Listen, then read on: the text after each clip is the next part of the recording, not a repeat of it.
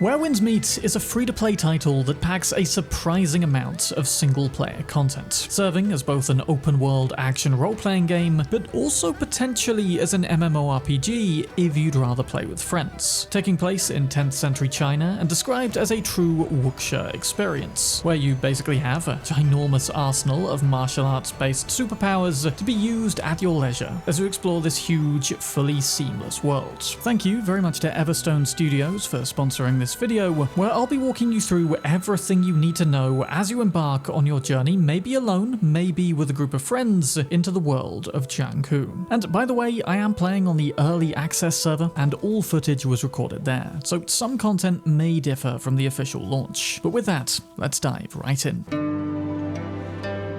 So let's kick things off with some core info on what exactly Where Winds Meet is. This game functions as both an open-world action RPG, which can be enjoyed purely solo, or it can incorporate elements of an MMORPG, where you can be joined by friends to explore together, take on quests, fight, or even form in-game relationships. Where Winds Meet puts player freedom as its main priority, allowing you to play how you want, with whoever you want, switching between solo and multiplayer modes at your leisure. What's more, all of the many story and exploration quests across the game's 2 regions are entirely free to play, with the only paid elements then being entirely cosmetic. The game will have a monthly pass and battle pass, but something the devs have repeatedly stressed with this game is that it will not be pay to win. Players who choose to make in-game purchases will have no competitive advantage over those who choose to roam Jianghu for free. Now, you might feel a little underdressed wearing the more basic cosmetics, especially if you're spending a lot of time in Where Winds Meet and playing in a group, but cosmetic upgrades will then be there if you want to buy them. You won't need to purchase anything. And if you're wanting to enjoy this story solo, like I have been in the early access English version, then you can, without anyone else around dressed in cooler gear than you, and maybe making you want to get some for yourself a little more. Where Winds Meet has a full main storyline, which will unfold as you level up naturally, as well as region-specific campaign quests, side quests that can unlock cool abilities, encounters, and smaller NPC quests. These will often include major boss fights with a certain Souls-like feel, puzzles, which often rely on the use of our mystic art abilities, as well as plenty of history and lore to discover along the way.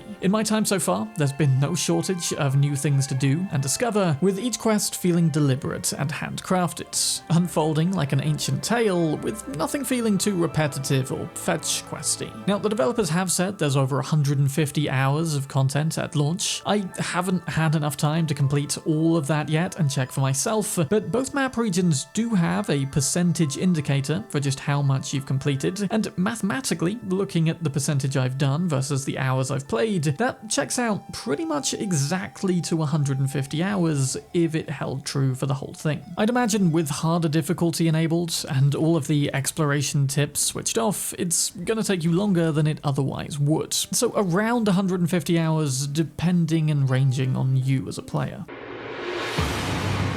So when starting the game for the first time, you'll be greeted with a few initial choices in just how you want your game to look. Again, player freedom is very much a focus in Where Winds Meet. You can make this game as tough as Sekiro, or tone the combat right down to focus purely on story and exploration. And this first guidance setting, which you'll have to choose between a number of options, will largely influence what exploration is going to look like for you, with Detailed providing a much more handheld means of exploring, with map markers and icons showing up when near points of interest, whilst Minimal makes guidances a lot more limited for greater immersion, but also a greater need for you to be thorough. Personally, I would recommend at least starting with Detailed, as Where Winds Meet has a lot of different stuff to wrap your head around in the first several hours, and some guidance really helps you to get your bearings. If you do want to play more immersively and just want to toggle the HUD on and off whenever you want, then hitting F6 will achieve exactly that. Then we have the mode of control that you'll have to choose. Again, Where Winds Meet is being as friendly as possible to both fans of action RPGs and MMORPGs, with action syncing camera movement to mouse movements, and MMO requiring clicking and dragging to move the camera. Then moving on to difficulty, and like I said, this can range wildly. From straight up pausing time during enemy attacks and giving you button prompts for when to parry, again for players more focused on exploring than fighting, to a number of expert settings, including Legend, which grants unique identifiers modifiers and badges on defeating bosses, and, though it wasn't available for me in early access, Hardcore mode, your classic highest difficulty permadeath setting.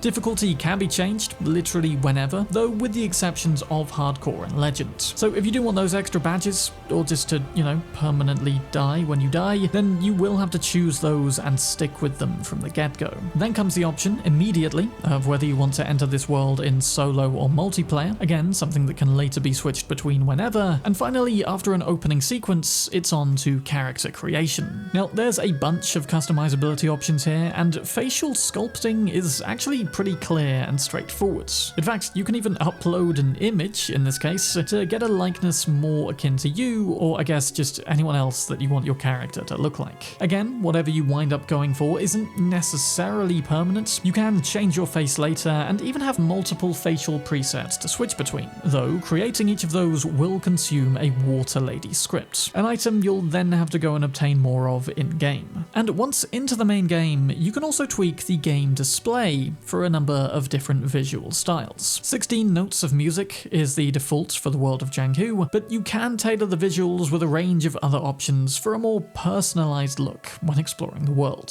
Speaking of which, at the time of launch, Where Winds Meet is comprised of two fully explorable adjacent regions. The starting area of Qinghe, full of mountains, trees and blossom fields, feeling on balance like the more rural and wild of the two. Then, after completing some initial main story quests, you'll unlock the larger second region of Kaifeng, central to which lies a huge walled city, bustling with quests and NPC encounters, but also surrounding grasslands, probably matching the size of Qinghe outside of the city. Fast travel is achieved in this game with the use of boundary stones dotted around the world, with any stone we've previously discovered and interacted with then able to be teleported back to at any time. Though there's no shortage of options for manual world traversal either. Simply running or riding a horse are of course the standards, but in this Wuxia world, where channeling one's ki enables them to do pretty much anything, straight up jumping and flying through the air is an alternative, much quicker and much more awesome option.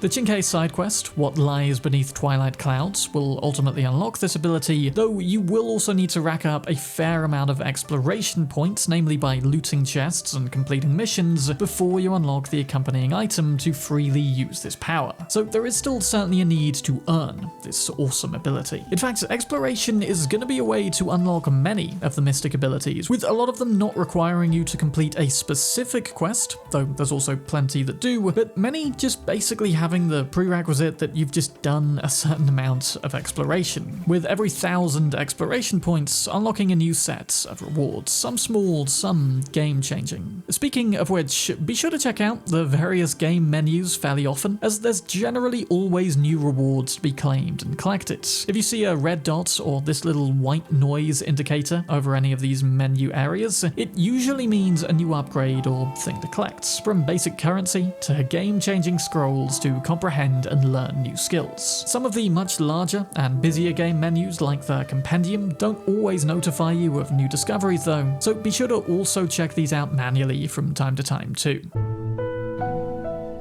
But whilst exploration makes for one fundamental part of Where Winds Meet, combat too is a very big part of this game. Where Winds Meet has 7 distinct types of Wuxia-based weapons for you to choose from the classic sword, spear, broadsword, dual sword and rope darts, to the more, I suppose, magic-dependent fan and umbrella, both relying heavily on the wind to displace your opponents. Now, we can equip any 2 of these 7 at a time and then switch between them freely in combat. For instance, I've mainly been combining the heavier, sometimes paralyzing attacks of a spear with the then quicker, more nimble strikes of dual blades. But that's just your more basic attacks. Where Winds Meet also features 12 unique martial arts, unlocking different ways for which to use each weapon, as well as 24 mystical arts. Special abilities useful for both combat and exploration, often with pretty short cooldowns, so you should be using those a lot in fights. Cloud Steps is an aerial attack I often use during combat as an alternative means of dodging enemy attacks before immediately then countering them with my own.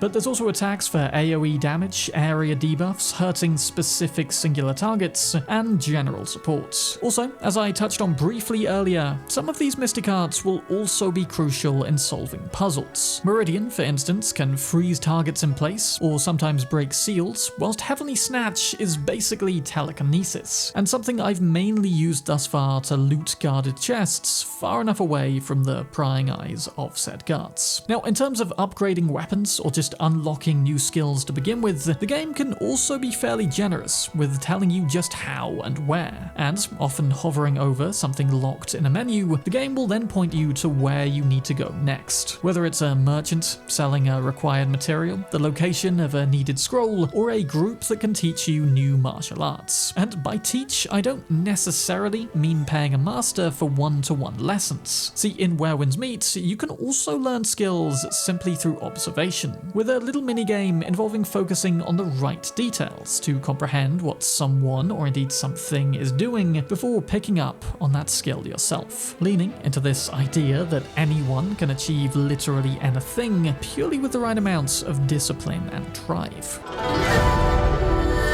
But above all, Where Winds Meet is about freedom and immersion. Whilst general survival is dictated by a standard health pool still, your character can also suffer long-term injuries, denoted by this little red icon in the top left corner of your screen.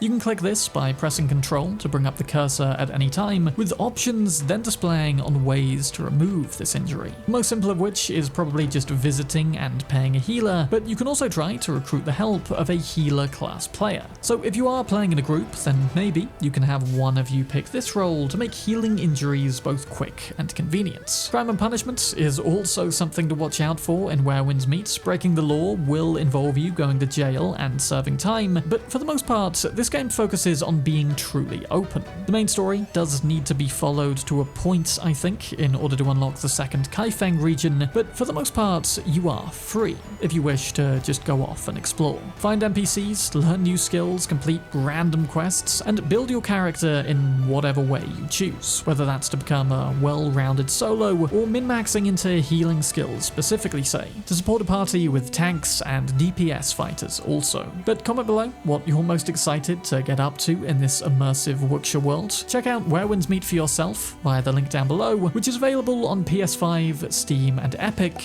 Again, completely free to play with a ton of single-player quests and no pay to win. Massive thank you, as always, of course, to the patrons and channel members for going the extra mile to support content like this. Cheers for watching, I'm Sam Bram, and I'll see you in the next one.